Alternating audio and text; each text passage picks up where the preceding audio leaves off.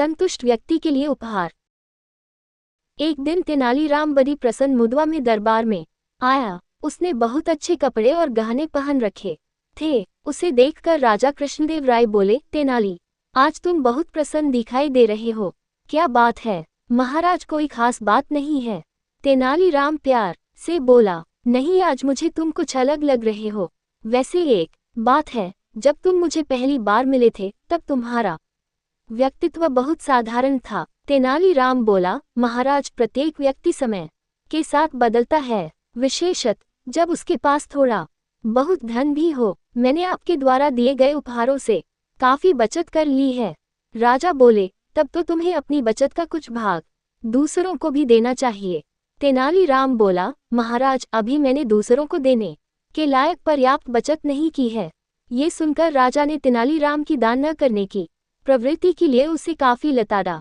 तेनालीराम ने जब देखा कि उसकी बात का राजा बुरा मान गए हैं तो उसने अपनी गलती स्वीकार करते हुए महाराज से पूछा कि उसे क्या दान करना चाहिए। तेनाली, तुम एक भव्य घर बनवाओ और उसे दान दो, इससे तुम्हें प्रसन्नता होगी। राजा ने कहा। तेनालीराम ने राजा की बात मान ली।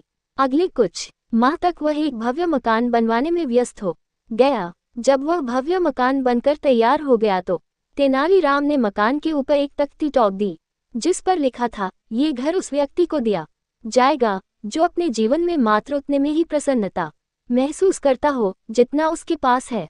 कई लोगों ने उस तख्ती को पढ़ा, परंतु कोई भी मकान लेने नहीं आया। एक बार एक निर्धन व्यक्ति को उस घर के बारे में पता चला। उसने सोचा कि क्यों न वह उस मकान को प्राप्त करने की कोशिश करे। ये सोचकर वह तेनाली के घर पहुंचा। उसने बाहर लगी तख्ती को बार बार पढ़ा। उसने सोचा कि लोग कितने मूर्ख हैं जो इस मकान को लेने नहीं आ रहे। वह घर में गया और बोल, श्रीमान, मैंने घर के बाहर टंगी तख्ती को पढ़ा है। मैं दावा करता हूँ कि मैं सबसे प्रसन्न व संतुष्ट व्यक्ति हूँ, अतः मैं इस मकान का अधिकारी हूँ। इस पर तेनालीराम हंसने और बोला, यदि इस घर के बिना तुम प्रसन्न और संतुष्ट हो तो फिर तुम्हें इस घर की क्या आवश्यकता है? और यदि तुम्हें आवश्यकता है तो फिर तुम्हारा दावा गलत है, क्योंकि अगर जो कुछ तुम्हारे पास है तुम उससे संतुष्ट हो तो तुम इसे क्यों मांगोगे? निर्धन व्यक्ति को अपनी भूल का आभास हो गया। उसके बाद उस मकान को मांगने के लिए कोई नहीं आया। अंत में तेनालीराम ने सारी कथा राजा को सुनाई। राजा बोले, तुमने एक बार फिर अपनी बुद्धिमानी का परिचय दिया, परंतु अब तुम उस मकान का क्या करोगे? कोई शुभ दिन देखकर मैं उसमें गो प्रवेश करूंगा। इस प्रकार एक बार फिर तेनालीराम ने राजा कृष्णदेव राय को निरुत्तर कर दिया।